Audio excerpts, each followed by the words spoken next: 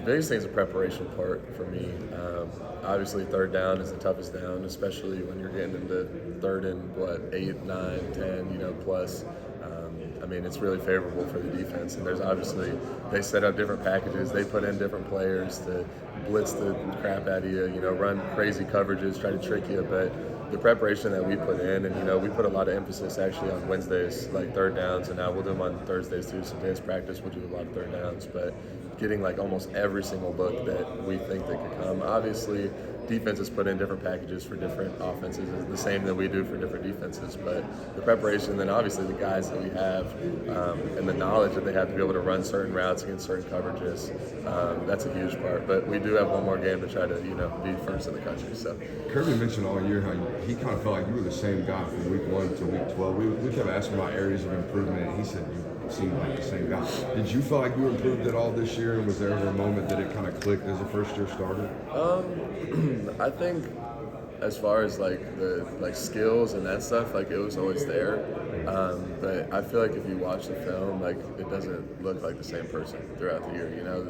You can tell the confidence, kind of just the aura that I started to build over each game. Because week 1 Carson and week 11 Carson were not the same quarterback at all. Just the feel in the pocket, Carson. You got to see you move around and scramble a little bit. Towards the end of the year, you looked a lot more confident, moving a lot faster. We talked about getting back to playing football, full contact again for the first time in a while. Yeah, I mean, I think that was a huge thing as far as playing the game again.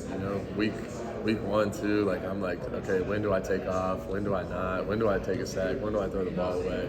Because in practice, I'm not getting hit. So half the time, I'm just sitting in the pocket trying to work on progressions, reads. I might slide over to the left or right every now and then. But as you continue to play week to week and start feeling the pressure, know okay, there's the gap. I'm going to take off. It's just a feel thing at that point. You talk about week 1 Carson and week 11 Carson being completely different. How big of a difference can there be between 2023 Carson and 2024 Carson? Huge difference in my eyes. There's a lot of areas that I'll go back and watch this season, watch every single play over and over again. I kind of just talked about it, but there's so many things that I can improve on and just continue to get better at. And even the confidence piece of just going out there and believing in this team, believing in myself, and understanding exactly what defenses are trying to do. But I think that there can be a huge improvement from year to year. Did you and your inner circle come up with a number in NIL that you wanted the collective or the Georgia side of it to meet? Yeah, so I actually talked about this earlier. I'm sorry, no, you're good. I didn't really talk about it, but a little bit. What I was saying is, there was a lot of numbers thrown around, before that. I want to say it was a month before the SC championship game or so. And I'm sitting there and I'm seeing it on Twitter, and Coach Smart's where is this coming from? Where I'm we haven't even talked about it. I haven't even said anything. We haven't even talked about the decision. But that was not one of the biggest factors of me coming back. Obviously as the quarterback at Georgia, there's going to be plenty of opportunities outside of Georgia, for me to make NIL and things like that. But for now, coming back and trying to win a championship with these guys and this team, is so important to me. And I know that's so cliche and that's what I'm supposed to say, but I truly believe that and mean that. Carson, can you put into perspective how the Georgia offense works? I mean, a lot of times in the media we hear from fans and they'll say, oh, well, Mike Bobo called the wrong play, and then you hear Delp say, hey, there's 4 plays in every play. When you go to the line, there's different options depending on the defenses, right? And how much do you have to go through at the line of scrimmage processing to get from the protections to the plays? I guess you could probably explain it better than I'm trying to. Yeah, no, for sure.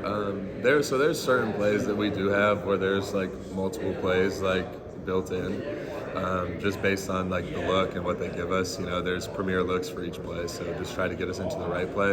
It's more run plays. When there's pass plays, it's usually on unless it's a zero blitz or it's man, and I want to give a man route. You know what I'm saying? So, but there's multiple decisions that get made throughout a game, and then some plays are just call it, run it, and there's no check to be had. So there's plays where you look out at your receivers, and from what Delp was saying, each one of these guys has option routes. They have 2 or 3 different things they can do, and you've got to know all the every series for every receivers against every coverage. So Yep.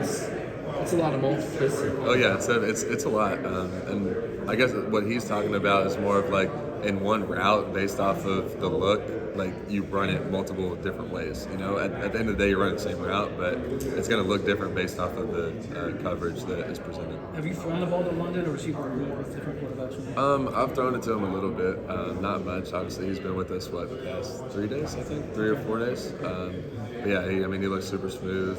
Definitely excited to continue to work with him. Did you pull up tape of Colby from Miami and London just to learn more about their games? How excited are you about throwing the ball? I've only watched them a little bit, just from things that I've seen, on the internet and stuff like that. But super excited to get to work with them. You know, they both look very talented.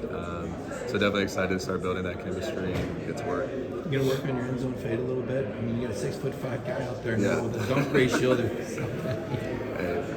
Having size like that is, especially a wide receiver, to be able to move the way that he does, from what I've seen, it's definitely something that I'm looking forward to and excited to play with. So we're on the outside looking in. I mean, do you talk to these? I mean, Brock Bowers and Brock Bowers, but you ever go to Lad McConkey and mention the 1,000-yard season still out there? Oh yeah, I mean, I'm in his ear every single day.